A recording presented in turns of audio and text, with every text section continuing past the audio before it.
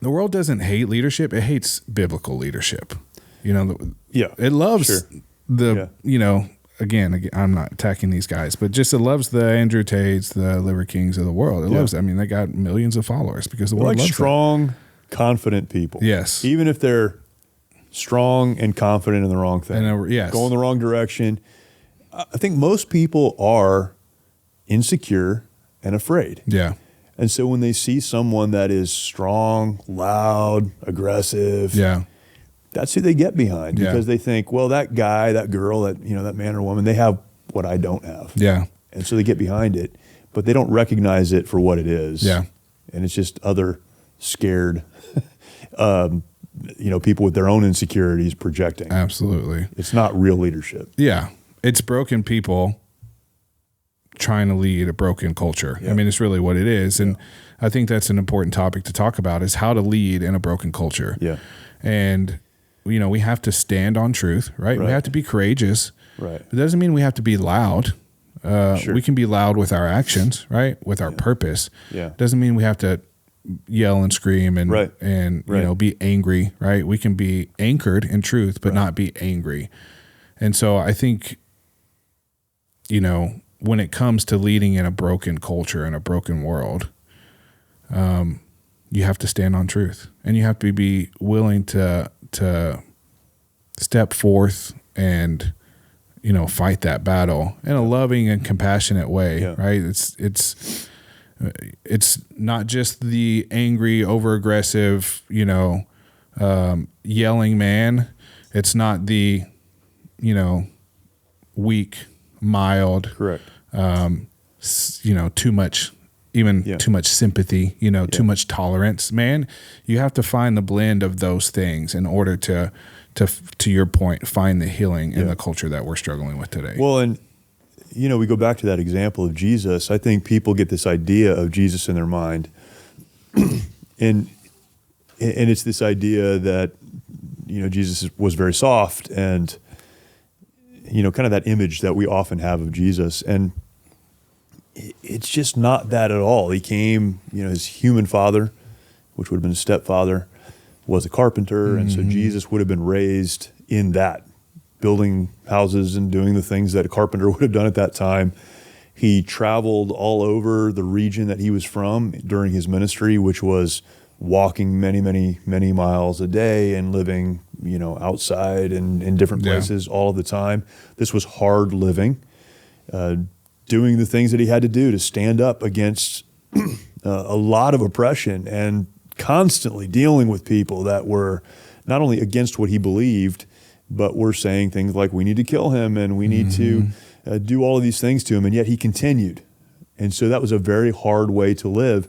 And then eventually, standing before a judicial body that just needed him to deny that he was God. And if he had denied that he was God, they would have released him. He did not deny that he was God. One of the proofs of his deity was that judicial body said, "Are you God?" And he said, "Yes." And they crucified him for that, for blasphemy. Murdered at the hands of his creation. The Apostle Peter at one point said, we're gonna protect you.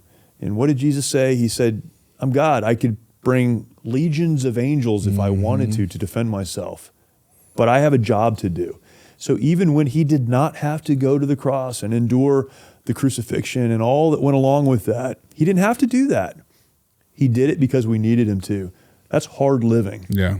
You know, people always point to Jesus going into the temple and creating a whip and driving out the money changers. That's a great scene, but I love that scene. It's one scene. The entire ministry and life of Jesus Christ was doing hard things. We talk about doing hard things. Yeah. But he did them with humility. He did them with compassion. He was strong when he needed to be strong. He was humble when he needed to be humble. That's what biblical leadership looks like. Yeah. And that is the role model that particularly men should follow. I'll be strong when I need to be strong. I'll do the hard things. I'm not going to bend in these areas that are very important. I'm going to fight when I need to fight. I'm going to step back when I need to step back. And it's having the wisdom to know which is which. Yeah. And a lot of guys, they like to fight and project and do all the man stuff because they think that's what manhood is. I believe in being able to defend your family. That's why, I've taught my kids how to shoot. Yeah. That's why I shoot regularly. You train shooting. I mean, that's kind of your life. Yeah. But just as a guy, I do that and train that because I need to be able to defend my family. That's what a man can do. Yeah. We talked about jiu-jitsu on one of our last episodes. I train in part because I need to be able to defend myself and my family and others. And I think knowing how to pull off to the side of the road when you see someone in a car accident and know how to render first aid, right? Yeah. This is what men do. Yeah. But men can also sit down with someone that's dying, sit down with a child that's hurting, sit down with someone that doesn't know what direction to go in their lives and express compassion. Yeah. A man is someone who's well-rounded. And again, we see that in the example of Jesus Christ. Yeah. That's what manhood is. Yeah. And that's how it's lived out or should be lived out in a very confused, upside-down culture. Yeah. Well, the truth is, every man will lead, either passively. Sure. Right? That's a great statement. Or yes. purposely. Right. Like you're going to lead. You're going to lead one direction or the other. One direction or the other. I guess as a challenge to myself and anybody else, don't shy away from that. Step into that. Right. And surround yourself with systems, put systems in place to help you be successful, which we talk a lot about, right? Yeah. Be in prayer, be in the word, be in contact with your corner man, be in a community of people that can spur you on and wrestle with this together. Yeah. You have to do that. You have to be pursuing that, or else you're going to fall into that passive world of you're leading, but it's passively. Yeah, that's right.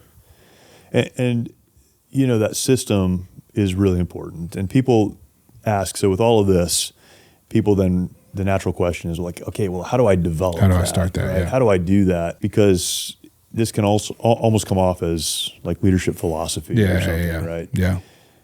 And I think it's important to distinguish between leadership environments and leadership itself. There's a difference between doing leadership and being a leader. When I was in the Marine Corps, we had our tactics, techniques, and procedures. We went to schools to learn how to lead in very specific environments. Law enforcement, same thing. You go to schools to learn how to lead in very specific environments. That's doing leadership. The problem with that is people think that is leadership, so they leave those environments and now look around and go, oh man, I don't know how to do that. Yeah. This is why you leave the military. I'll tell myself, right? Like, this is why I left the military and then thought leadership was yelling louder and, you could be my kids or somebody I worked with, and I'm going to be so aggressive and over the top that I'm going to get what I want. Like, that's leader. No, I'm just being a good leader. Yeah. No, you're being a jerk. Yeah. That's not leadership. Yeah. That was very situational. And so to me, leadership is understanding the difference between doing leadership and being a leader. A leader is someone who focuses on the character that creates this person who's strong when they need to be strong and humble when they need to be humble and wise when they need to be wise and can stand up when they need to stand up and do the things that they need to do that a leader is called to do. Again, I've talked about this, but 2 Peter chapter 1, there's a list that Peter says, after you've understood faith, add these things to your life. And I often go to that list, but it's developing the qualities of a Christian, the qualities of a follower of Christ, the qualities of a leader. It's being a leader. And then from that, the outflow of that is good leadership.